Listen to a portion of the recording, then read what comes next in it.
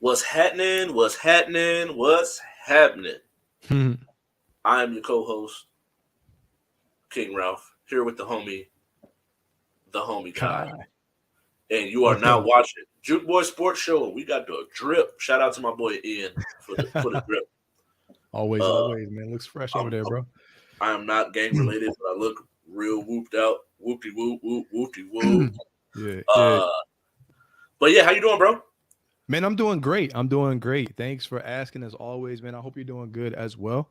I had a really good weekend, playoffs are finally started, so I'm already excited about that. And NFL draft is about a week away, man. So I'm Yeah, just I'm just biting at the bit as I'm sure you are to see who our teams draft. So other than that, I'm doing well. I'm doing well. So I'm doing good, man. It was a good yeah. weekend. Um, if you all don't notice, we're on a new day. Mm-hmm. Schedules changed, so we slid. You gotta be versatile. You gotta slide, get in your stance and slide. Yeah. But I wish my Bulls would have slid and played some more defense. Oh Um, Lord, here we go. but That it man, that hurt. It sucks, hurt bro. watching them lose.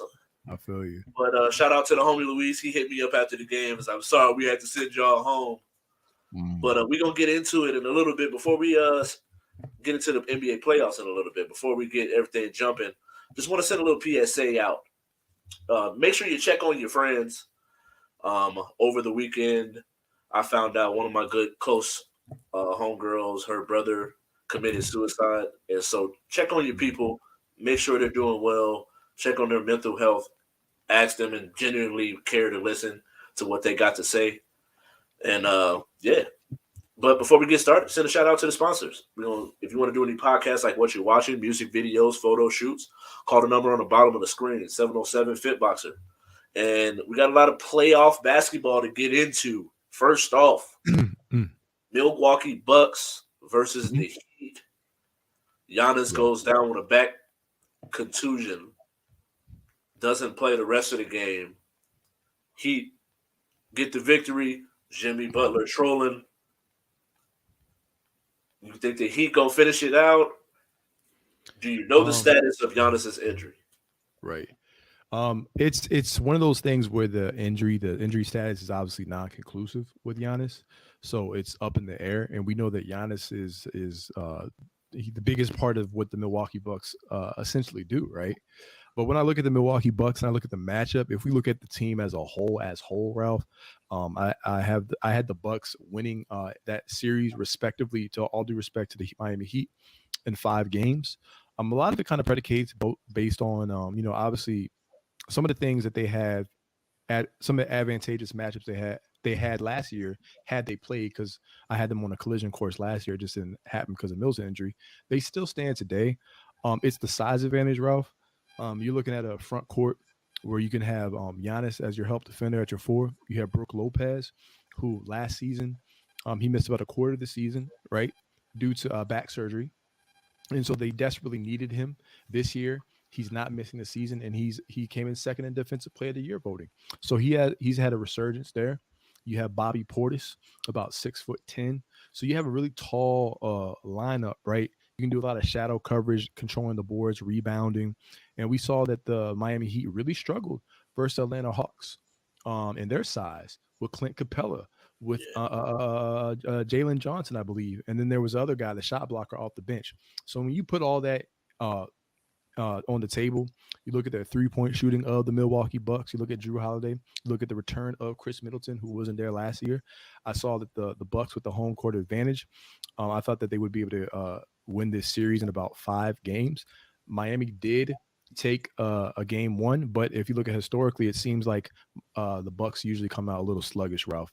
So I think that the yeah. Bucks can still win the series ultimately, but I think it's going to be a little more of a dog fight to win the series. I think it'll be a more closer series. So we just have to wait, like you said, on the status of Giannis.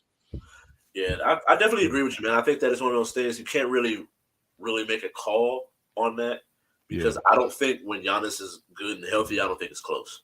yeah. I applaud Jimmy for having the fighter's mentality and just going out there trying to hoop and give it everything he got. But I don't think that they have a shot without with Giannis when Giannis is good and healthy. So I think this injury and the status of this injury is really going to tell you how far this team can go. I do think the Bucks can still make it a series without Giannis, but we will see. You never know. Giannis, that injury in the finals, we thought Giannis would be out for the finals with that injury. Yeah, he came back on some vibranium. Yeah, right. So next up, we got the Celtics and the Hawks, man. This series here, I think, it's not close. It's they finna send them boys home. The Celtics finna get them out of there. I think Trey, when he's on, and having the DeJounte Murray, the length on the court, I think they could get one game. Right. But I'd be surprised if it goes any further than a gentleman's sweep. Yeah, I agree. I think the Celtics are too deep, too good. And I think they're on a mission to get back to the finals. So I think that Hawks don't stand a chance. Gentleman's sweep. Yep.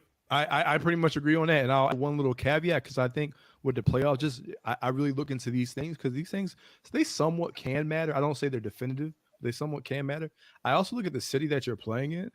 And I kind of feel, I call it like a Jalen Rose type take. But you have to kind of give it some consideration. Being in Atlanta, right? And the things that are prevalent, or that you can get into in Atlanta, cities like Miami, and possibly, players staying up late, or, stuff like that, and seeing how that could kind of affect some players' play in this series. I always think when you hear those types of narratives or stories, they kind of make me kind of chuckle a little bit. But there could be some type of what's that word? Effect on the players, so they might come out a little sluggish. Hey, I was at the club, or who knows? You know what I'm saying, Ralph? Right. So maybe they could steal a game or something like that, because Boston comes out, a little sluggish. But I think what you said, having people on their bench that's too deep, and yeah, man, some of these people on their bench, Ralph, they're not even playing them. So because they blow them out. Maybe that's the only time you see them. So I agree. I'm not gonna. And then next up, 76ers and Nets. This is another one of those ones where Embiid. It shouldn't even be close. Jacques Vaughn got them boys playing hard. Yeah, they're playing hard for, what was it? They play hard for 40 minutes. Right. 40. Right. Got to play hard for 48 minutes. I just feel like they're gonna play hard. I think that Cam and Mikal are showing that they're more than just the roles that they played with the Suns. Now, am I going to come out and say, oh, they're stars in the making? I don't know. I think Mikal Bridges had a lot more in his tank as far as leading a team or being a second or third option on a team, where I think Cam, he's so not one-dimensional, but he's an offensive guy. Where he's not, he's going to play hard on defense, but he's not going to stop. He's not really going to lock you up. Where I think Mikal has that type of talent, but I think that James, Maxey, and Embiid are just going to be too good, too much, and they might get a game in Brooklyn just for the sake of it being in Brooklyn and that type of crowd with that type of energy and that type of team. Yeah, but gentlemen's sweep. Yeah, no, if not just an OG sweep. Right, I agree with you, and I want to kind of preface my comments, when we talk about gentlemen's sweep. Another reason why we say that is because we both me and you, we recognize and understand these are NBA players and NBA teams, and it's very hard to beat a team 4 times in a row. True. Because you have to give them that respect. That's why we always give them the respect of a game, unless there's just a definitive gap, like it's KD's Warriors. You know what I'm saying? They literally swept all the teams up until I think when KD went down versus Kawhi and all that. Right. So yeah, I agree. I have no more analysis on that one. And then I'll let you take the lead on this one. We got number 4 Cavs versus number 5 Knicks. Who you got? So I had the Cavs. I like the Cavs. I had the Cavs. I think initially I had them in 7, and then I think I moved it down to 6. But for the most part, I'm gonna say the Cavs in 7 for that series. What I like about the Cavs is their front court line. You have Evan Mobley. Mobley is mobile. There you go. So he's mobile. You have Jared Allen, 6'10", but he kind of plays bigger than his size, I think. A very good shot blocker. You have Devin Mitchell. But then on the Knicks, Coach Tibbs has them playing hard, and they out physicaled them. I believe JB Bickerstaff pretty much said that they came and they punched them in their mouth. I'm not sure if that was the exact quote, but that's pretty much what the Knicks did. They kind of function as a boxer in game one. And game two, we saw a plus in bench scoring, a plus in defense, in all the defensive metrics of that game, right? So I think that they were able to contain Jalen Brunson a little bit better. We saw Julius Randle. We got to check on his status. My only thing with the Knicks, and you might agree with me on this, is because you know him as being the coach of your team, the Chicago Bulls, right? People always say he would run his players into the ground. We would hear things like that, or the narrative that he would run his players into the ground, or you're up 30. Why is Julius Randle playing in a 30-point blowout? I didn't understand it, Ralph. Yeah, I don't condone it. Reggie Miller was talking about it. So it's those little nuances that I look at and I'm like, come on, Tibbs, you know it's a physical series already. Why are you gonna put your right, right, Jay Randall, who came in with a sprained ankle. Now right, he has a hurt back allegedly, or a tail. right, Who knows what's going on? We don't know how bad it may or may not right, be.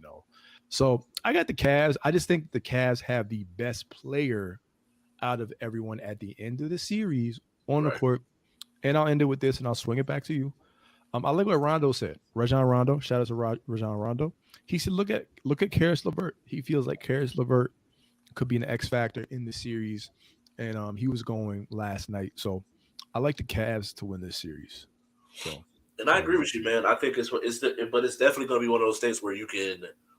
I'm intrigued by this matchup Mm. because last night, out of 6 games that the Cavs and Knicks have played this year, you would think one team would have the rebound advantage because they're the taller, longer team. It's not the case. But Yeah. that's not the case. The Knicks, out Mhm. of five out of 6 games, have out rebounded the Cavs until last night. Yeah. So that is something to pay attention to, which rebound is going to keep you in a lot of games if you're able to get a lot of rebounds.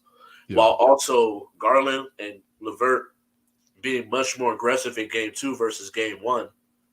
Now we got to see how well they play going to New York, where that Madison Square Garden is going to go. They're going to go crazy. And can the Cavs handle it? Can Donovan Mitchell lead lead the troops pretty much?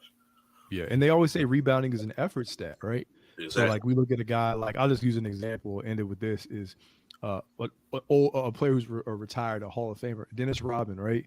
Dennis Rodman, he wasn't the best athlete, but he gave maximum effort on every single play, and he led the league in rebounding how many times? So it's an effort stat as well, right? So there you go. And Nuggets, T Ooh. Wolves. Yes, yes, This is yes. another one of those ones where like I just don't. I don't think the T Wolves are there. I think Mhm. I think with the certain injuries that happened toward the end of the year, while also just being a year away Yeah. from being a much better team, I think that Cat has showed his worth and it showed his potential, but Mhm. he's not there yet.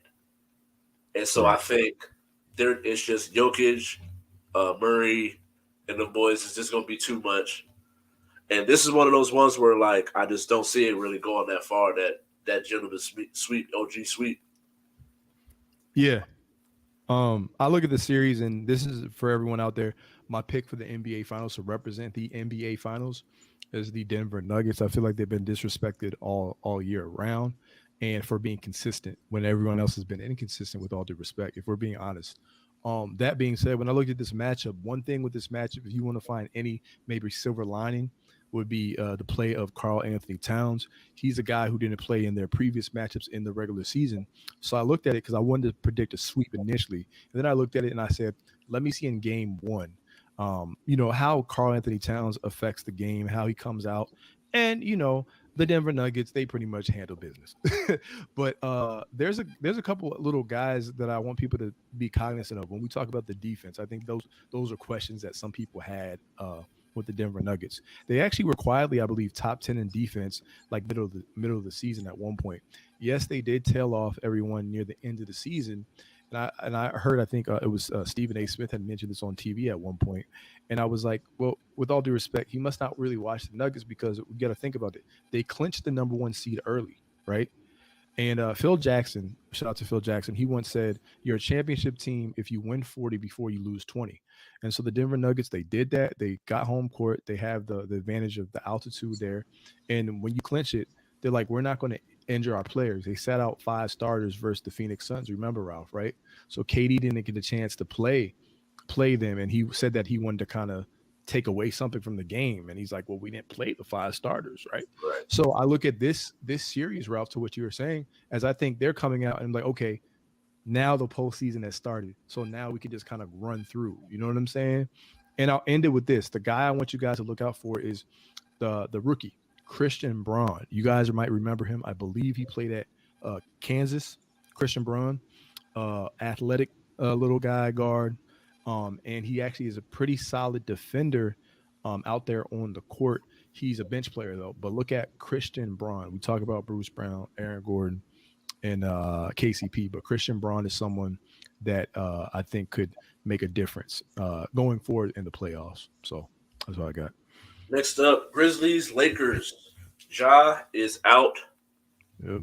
for game 2 with his I think he hurt his hand. Mm-hmm. The one thing though is I think this is a game that the Grizzlies can get Mm-hmm. Mm-hmm. because they have showed that they can still win games without Ja. Yeah. And I think that Tyus Jones coming in, he's a good, legit, solid point guard. He's not going to do too much, not going to do two leads. He's not going to turn over the ball, but he's not going to score 30 points. He's just going to run the ship and get the ball to people that were in the best spot that they can attack.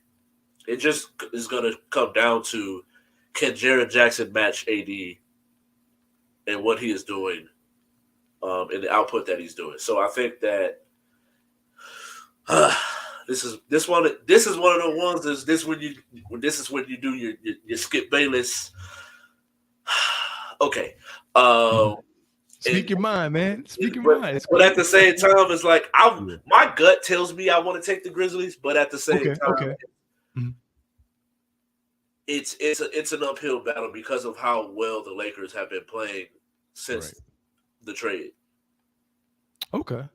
Yeah, I look at it like this, and I don't say this disrespectfully, and I think you'll understand where I'm coming from, right? I feel like, and I'm saying this to the Grizzlies. I'm not trying to disrespect the Grizzlies, but I did have the Lakers winning this series. But when I look at their pathway, because me and you, we talk about their pathway, and I'm sure the media talks about their pathway.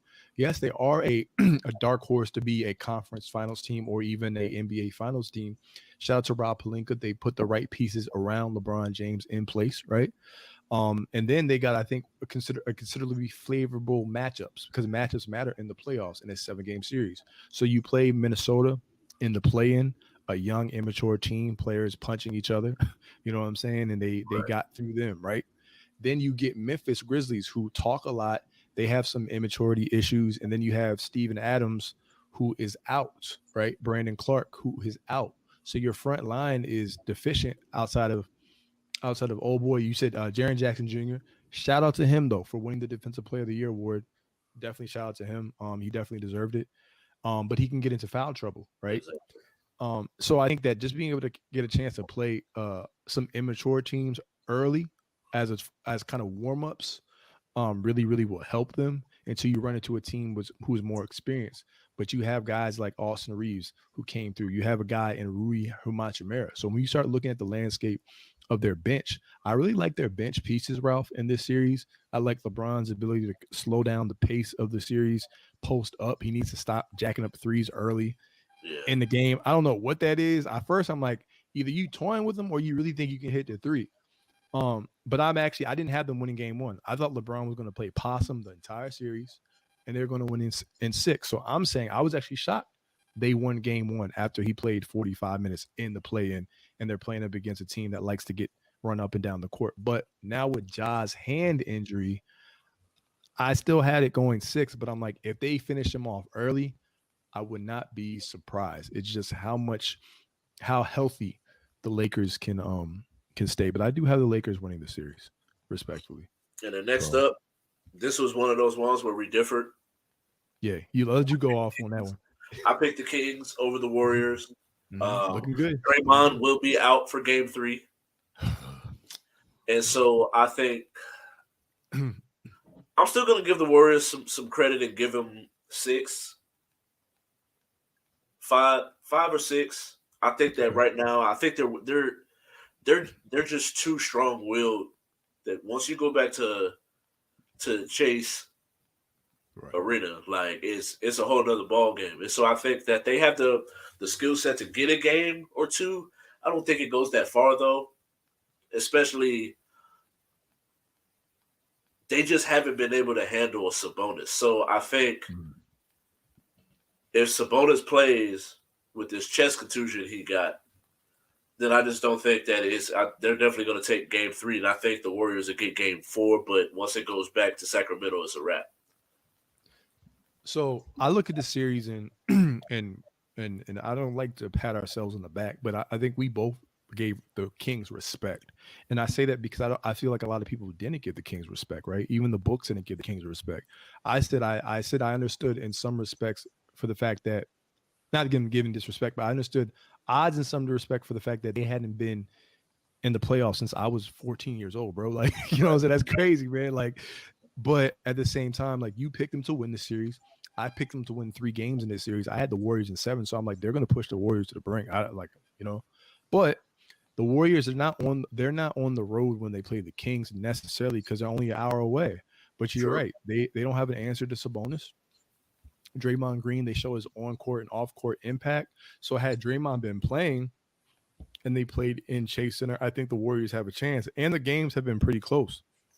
Right. Excuse me. And Andrew Wiggins has actually played relatively well. He's still getting into a rhythm. He's still getting into a flow. But I'm like, Wiggins has to give you something. But I think ultimately, Ralph, I kind of want to go out on the limb. I'm kind of going on the limb. I think the Kings kind of have these guys. Yeah. Like, I think we're at the point where, Kings win the series, but I think they might be able to sweep them. And here's why. The Warriors have the best record at Chase Center, right? But the Kings have the best road record in the West. And that does matter because we have to look at things that cancel out. Now you have the team with the best road record in the West without Draymond Green's impact on the court.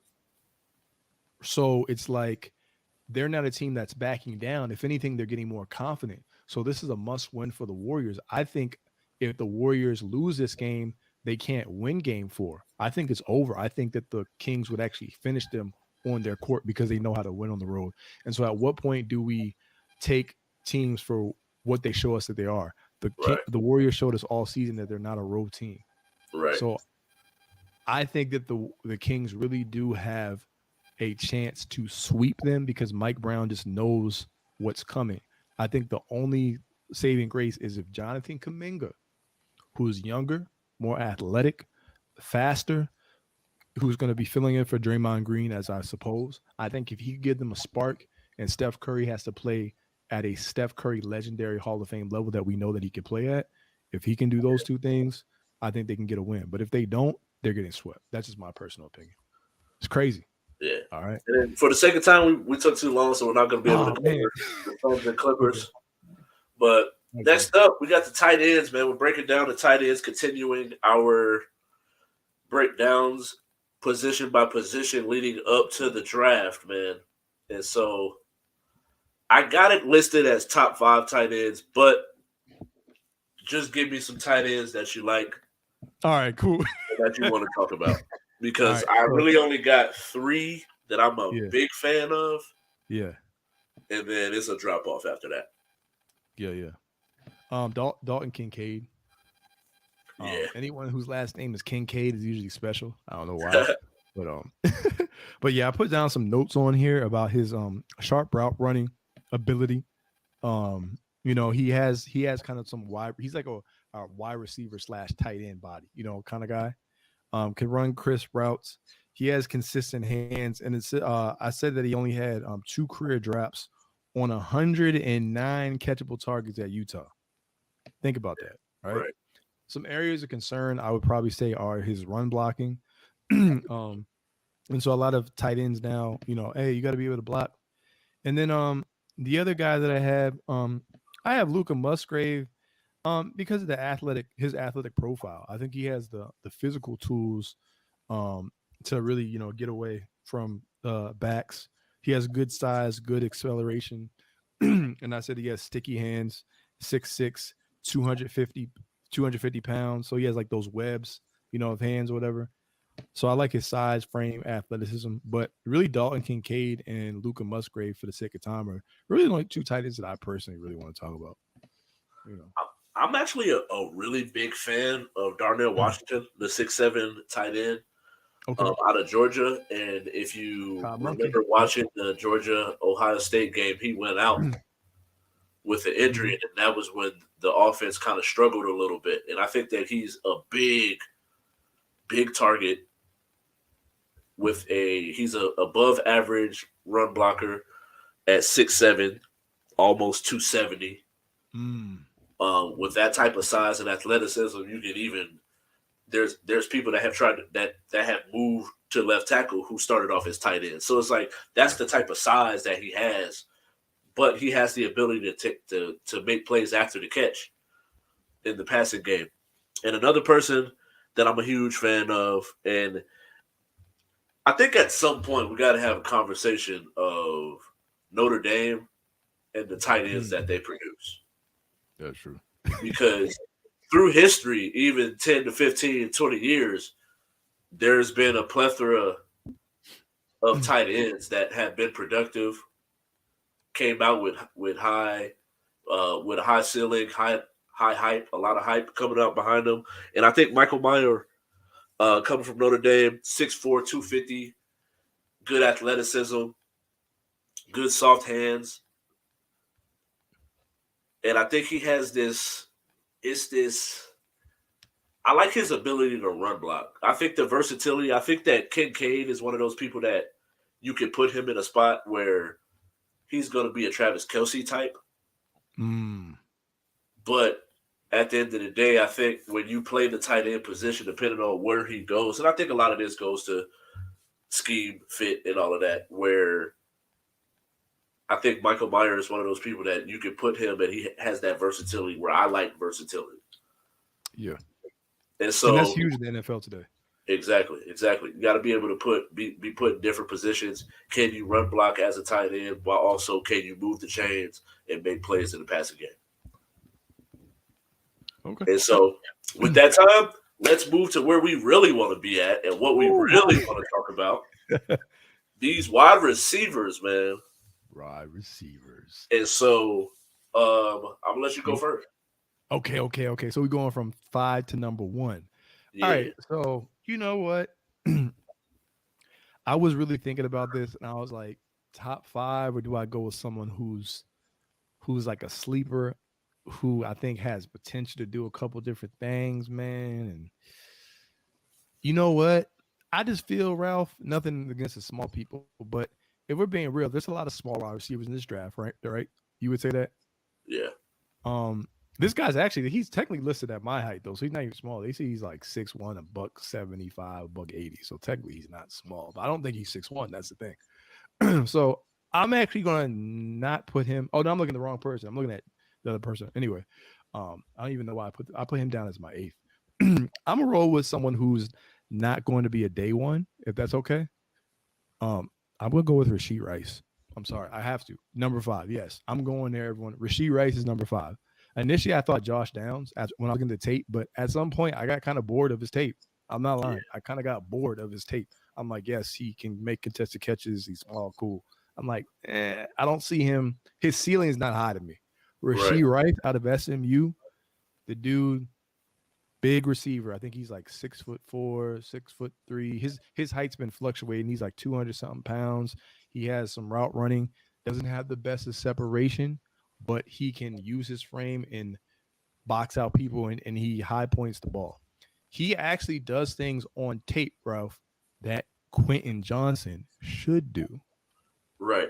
The same. Okay, so you see what I'm saying? Right. Right. Hey, Quentin Johnson, if you're watching this video, All love, my brother. All love, my brother, man. If you become a Raven, all love. But I'm like, so yeah. But for the second time, I'm gonna just tell people, look at Rasheed Rice. Then I'm really gonna get into my notes and stuff like that. The last receiver, the most recent receiver I looked at was Jordan Addison, right? He transferred, so he went from I think it was it UCLA to USC, or I forgot where he was at before. He went from Pitt. Thank you. He was the Fred Blitnikoff Award winner, right? Right. Too. Yeah. 6'1", 175. I have him down as a fluid route runner, explosive first step, quick feet off the line. He has an advanced route tree, and he even has enough vertical speed to beat people deep. He only recorded 2 drops last year. He has a natural feel for the scramble drill, which is big, especially if you're especially in today's league, right? Mahomes, Allen, Lamar, right? And we're not talking about necessarily scrambling quarterbacks, but I bring up scramble drill because quarterbacks, when they get flushed from the pocket, right? Right. So the ability to come back to the ball, he actually can do some of those things. And I said he can take his size at times, bigger corners may be able to take advantage of his frame. So that's why I have my number 4. I don't have my top 3, but I think Jordan Addison is kind of an underrated wide receiver. All right, go off, man. And so I actually have Jordan Addison as like my second wide receiver. Oh, really? But Okay. I've just been a big fan of his from what he did at Pitt to what he was able to do this past year. And I think it shows you how good he was because, like you said, he only had 2 drops this year. Now, if you go and look at his past 2 seasons, in the past 2 seasons previous to that, combined, he had 21 drops. He improved. So and he won the Fred Blitnikoff Award with 21 drops. So that either tells you wide receiver core wide receivers weren't that good, or that's how good he was, and the numbers that he was able to produce, while also being able to improve and show that he can do it against better talent.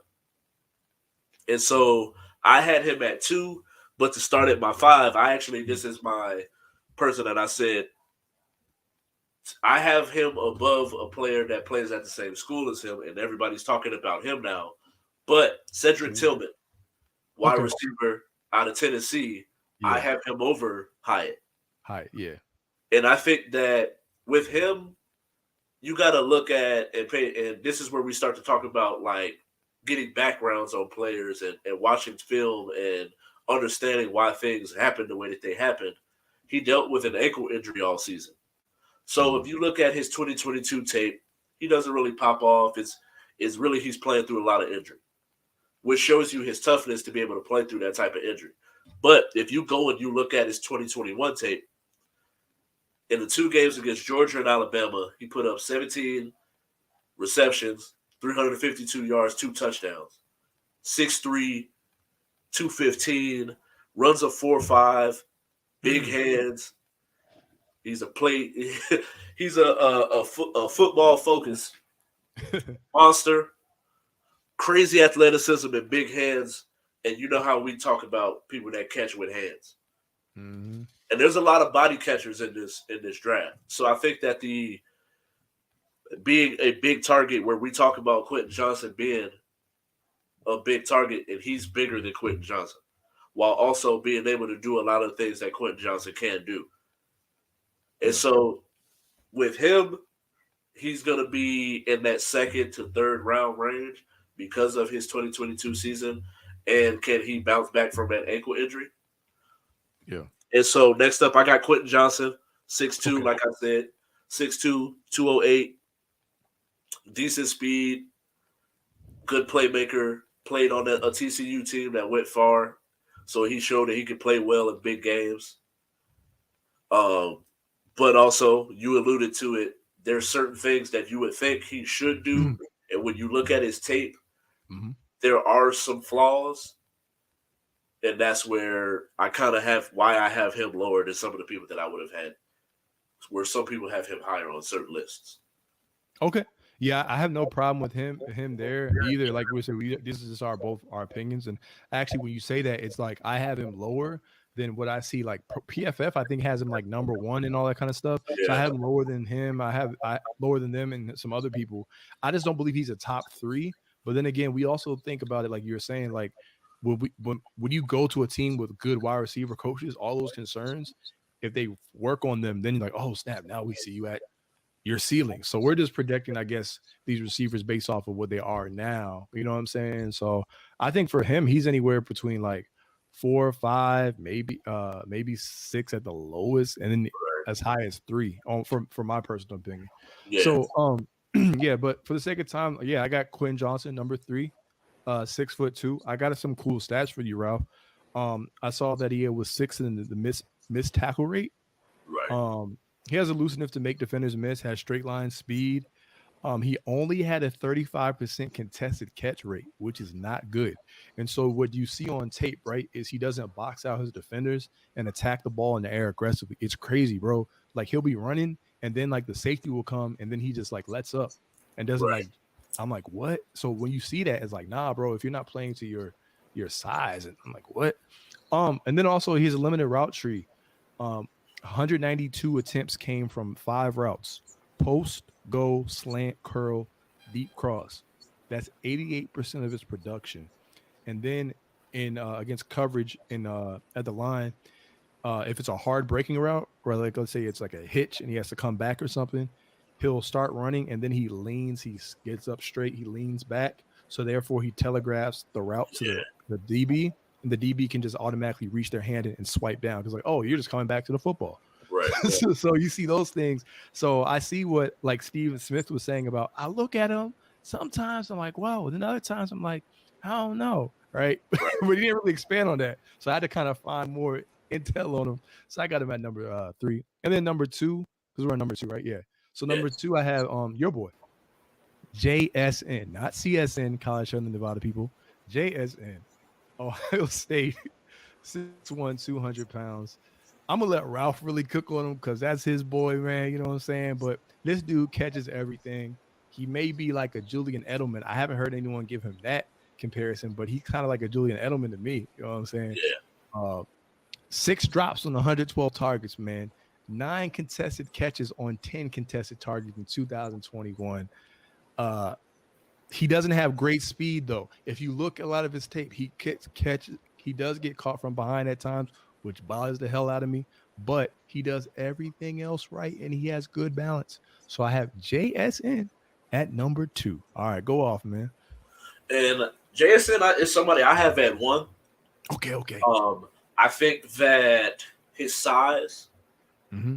um, is why I would give him, while also being able to be versatile to everything that who I would assume your 1 is. Your 1 is my 2, and my 2, Yeah, I knew it. yeah. And so I I was like, think oh, that I think Zay Flowers, being a smaller, short arms yeah, type of wide receiver, but he has the speed to take the top off the defense while also being able yeah. where you're not really going to catch him from behind.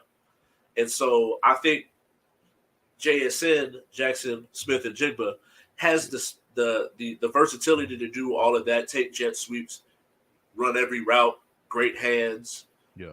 contested catches. But I think that size is why I would put him at 1. He still has the shiftiness that Zay Flowers has. He just doesn't have that top end speed. And that's the reason why I would take Jackson Okay. over Zay Flowers. But at the same time, I don't really see why you wouldn't have Zay Flowers in the top 3, top 5, unless you just want to penalize him for being a smaller receiver. That's discrimination, man. So yeah. And that's the only thing is like, but we don't have a lot of time left, so I got to move on. But All right. that's definitely the 1, 2. the cream of the crop for me. Oh yeah, same for me, man. Same for me. So we can move on if that's the case. I got Zay number 1, baby. Yeah. And so AFC South needs, man. We got them Indianapolis Colts. Ooh. Let me stop. I think they definitely need a quarter. They definitely need a quarterback. I think they have pieces at wide receiver. They have a Jonathan Taylor. They have a good defense. It's just that quarterback position. They turn the ball over too much. not able to make enough plays when it really matters. You can stack the box to a certain degree and just dare them to throw the football. So being able to find someone that will be able to lead that charge, we'll see if they trade for a Lamar or do they stay pat and decide to draft a CJ Stroud or something along those lines. But it's quarterback is that spot for me. Yeah. Who you It's the got? same. It's the same for me. Quarterback, Lamar Jackson thing, as you lamented. Quarterback, possibly Anthony Richardson could go there. You have Shane Steichen. So yeah, I look at quarterback and maybe potentially a DB. I can see that. Yeah, I can see that one too. But with a pick that high, gotta be Yeah, quarterback. yeah, quarterback. Or you trade back. Right, unless someone jumps in. Yeah, Exactly. Texans up next, man. Who you got to take it? Everything. They could go anywhere, man. But I got them going quarterback. Those are facts. There's literally like you can literally go in any direction. They need everything. Hey, just make the Miko Ryans happy, man. You know what I'm saying? Draft him a Hall of Famer. Draft him Bijan Robinson, something. But I got him drafting a quarterback though as their number one priority. But they pretty much need everything there. You know, but they have Derek Stingley there. You know, build on that defense, but at least get a franchise player. Yeah. And from what I remember, don't they have 2 picks in like the top 15 or something like that? Yes, they do. Yeah. Mm-hmm. And then so we got the Jaguars. When I look at this Jaguars team, man, I think they have a lot of talent on offense. I think that you showed that ETN, along with Trevor Lawrence, finally showed his worth. Mm-hmm. Evan Ingram at the tight end position showed what we've been waiting on him to show this whole time. The signing of a Christian Kirk was good. Was good for the team. We looked at that contract. It was like, what the heck? But now the offense looks good.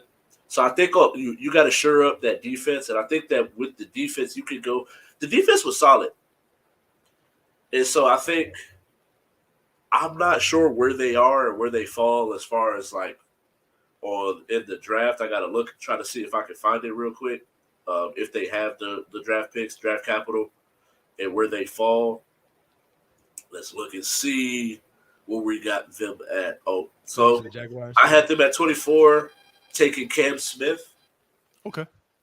DB. And so I think getting help in that area is exactly where I would put them at. Getting some DB help, regardless of where you get it at.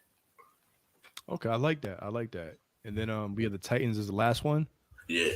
So for the Titans, they also need everything, but potentially quarterback. But I want to give Malik Willis a chance. But I wish that if they were going to do that, get him a veteran, not named Tannehill. If you're going to get rid of Tannehill, maybe bring in another veteran receiver, maybe a Cam Newton, bring in somebody as well. But they need to really to figure out that quarterback position, Ralph.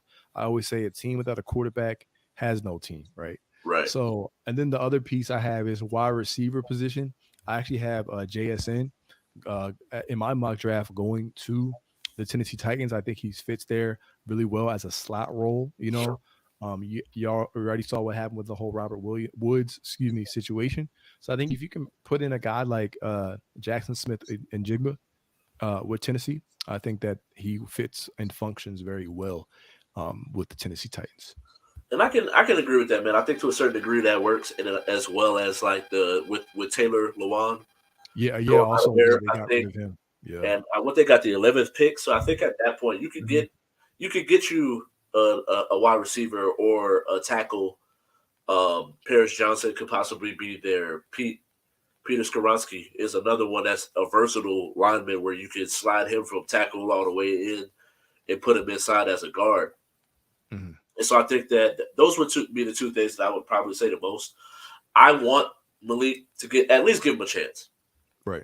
At some point, because we talked about him being possibly the best quarterback last year to now, just because he didn't play so well, not a lot of quarterbacks step in day one and play well. So I think get him another year training camp, let him be the starter, and move on and move forward with him and give him a legit opportunity. Yeah.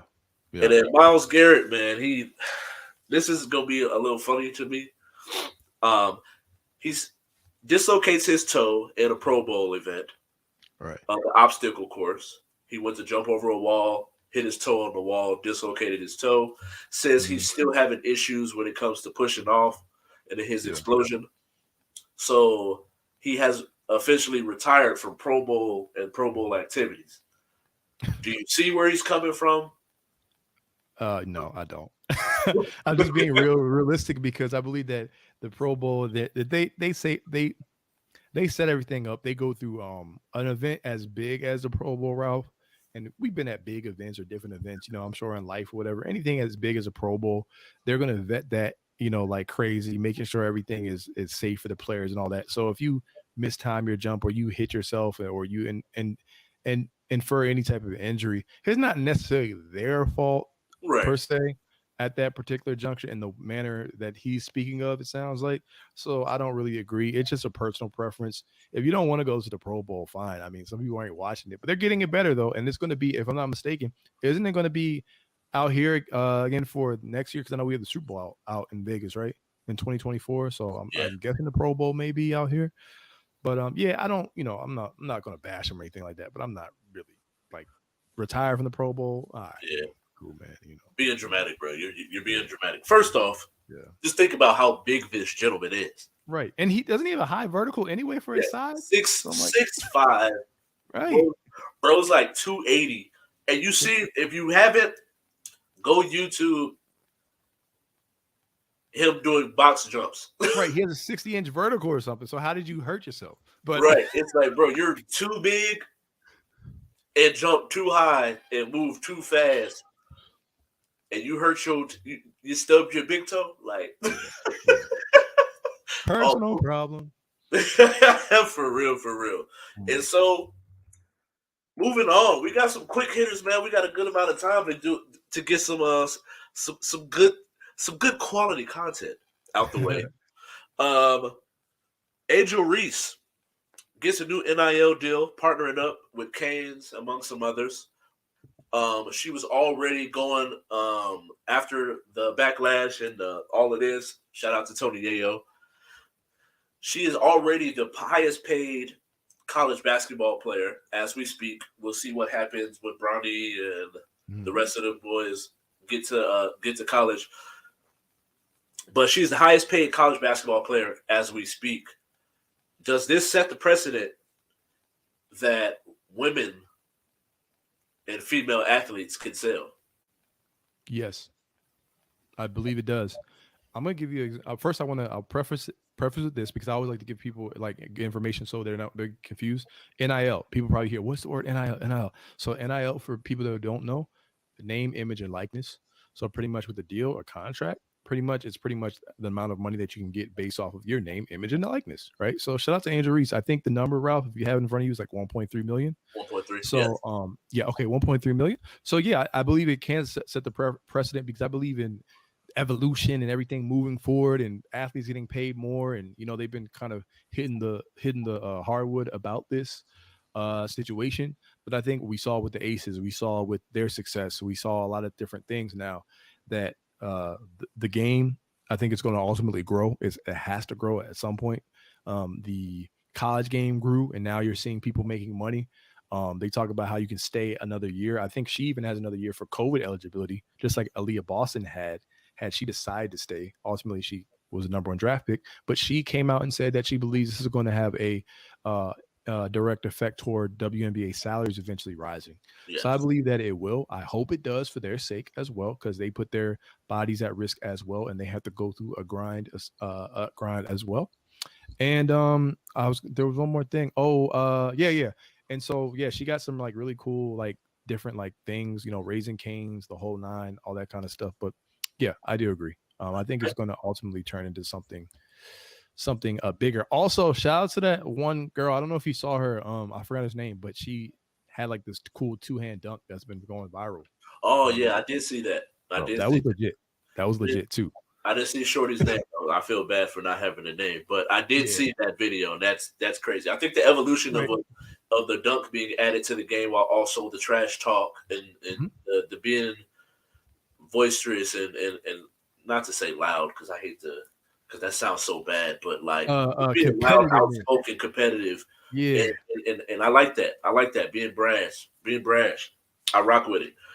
Shout out to and then next up we got Gilbert Arenas was on the I Am Athlete podcast. They asked him some questions, and then it came about where we had the conversation of where he ranked amongst point guards. And Brandon Marshall tried to be like, "Oh, take numbers out of it." And so the conversation he led the conversation with, if you stop his people's career at 25, which is where his injury happened and his career changed for the worst, you would put him. There's only certain athletes and NBA players that can be in that conversation of what he had and what he was able to do by the age of 25. 3 All-Stars, 3 All-NBAs, leading his team to the playoffs and being a top 10, top 15 player. I argue top 10. Yeah, most improved too. Most improved. There's only certain players by the age of 25 that could be in this conversation. So he specifically said Steph. So do you agree with his comparison? I'll put it like this: they're still, to me, they're still two completely different players. But I believe that Gilbert Arenas needs respect put on his name, and I'm not just saying this as I'm gonna say it straight up. Like Gilbert Arenas was legit my favorite player. Like Kobe, my all-time favorite player. Right. But growing up in Maryland, living in Baltimore, living in Columbia, living in Howard County, being 30 minutes away from DC, watching on Verizon Files, watching like all their games. Gilbert Arenas was like that guy. So I actually was one of those guys. When you're a fan of an underrated player, you yearn for recognition, right, of that player. He pretty much, Brandon asked him, he's like, yeah, so what you saying? Where are you at? If you listen closely, Gilbert's really saying where he's at, but without telling you where he's at. He's like, I'm the guy, bro. He's like, I'm the best. But then you look at the class of point guards. So if we go through the list, Ralph, Derrick Rose, I think he had an MVP. He didn't have 3 All-NBAs, but he made the All-NBA team and I think All-Star team. That year he made the MVP. So Gilbert didn't get the MVP, but he's still in a certain class of point guards. So that would at least put him top 5 of point guards by the age of 25. And Derrick Rose started at 20. Gilbert started at 20. Right. So if we're talking about Steph, I would side with Gilbert in this sense that he clarified what he said. Career-wise, Steph. By 25, though, me. And I think that's respectable. Steph did go through injuries his first 2 seasons, I think. But remember, Steph did also play alongside or behind Monte Ellis, who was nice in his own right.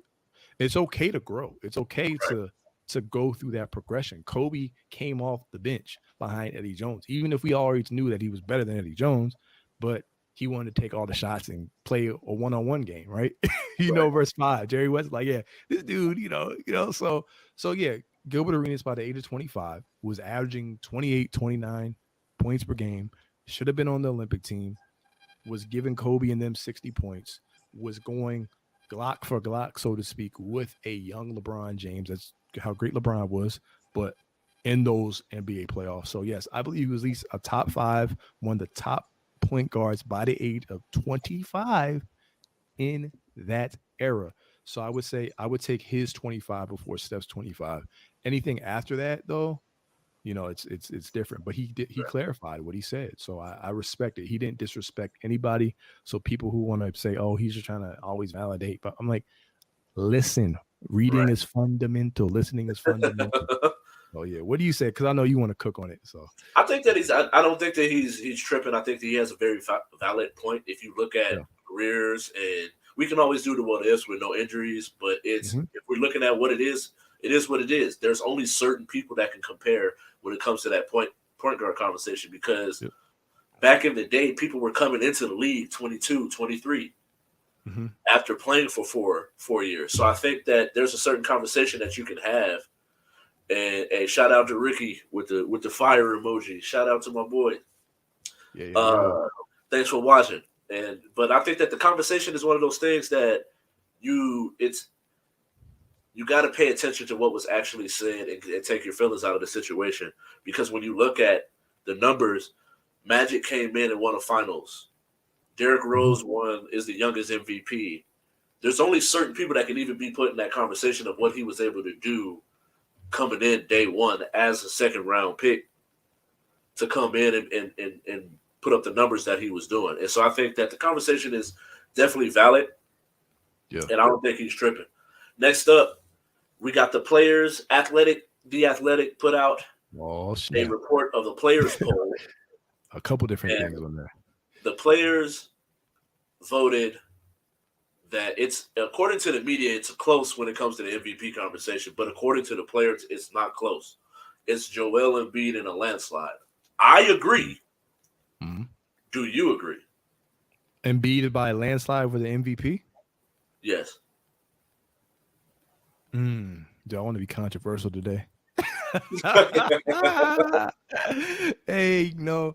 I'm gonna say I think he's the winner. I ain't gonna lie though. I'm not sure if I should actually say this though, because I think I placed early in the season a bet on who would win the MVP. I think I placed it on like either Giannis or Jokic. I got to check that. But anyway, yeah, Embiid is my MVP. Yeah. I just know I didn't place money on him to win it in the preseason. But yeah, he's the MVP. He also got the matchup win versus Jokic initially, right? And then he beat Giannis's team in Pfizer Forum at the end of the season. Yeah. He beat another team, Embiid, and he's doing it on both ends of the court. Embiid is the MVP, man. Like, it just is what it is. Ricky said, I agree. Yes, sir. Yes, sir. Embiid. I think Ricky has him going to the finals as well. So there you go. Yes, sir. Yes, sir. Yes, sir. And I agree, man. I think that I've said it. I've been fighting for 3 years now, for Joel to get this award. So I think that is good that the players, because we always talk about what do your peers say? Do you have the respect of your peers? And I think having the respect of his peers, them saying, "Hey, it's not even close," is one thing that's like kind of surprised me to a certain degree. Yeah. And I wish we had more time to talk about some of the other things that they said as far as who they voted as most overrated, while also for all these LeBron heads out here, the LeBron stands.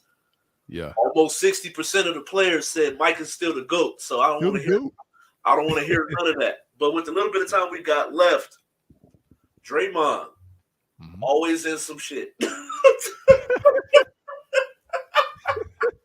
Excuse my language, but he always in some sugar honey iced tea.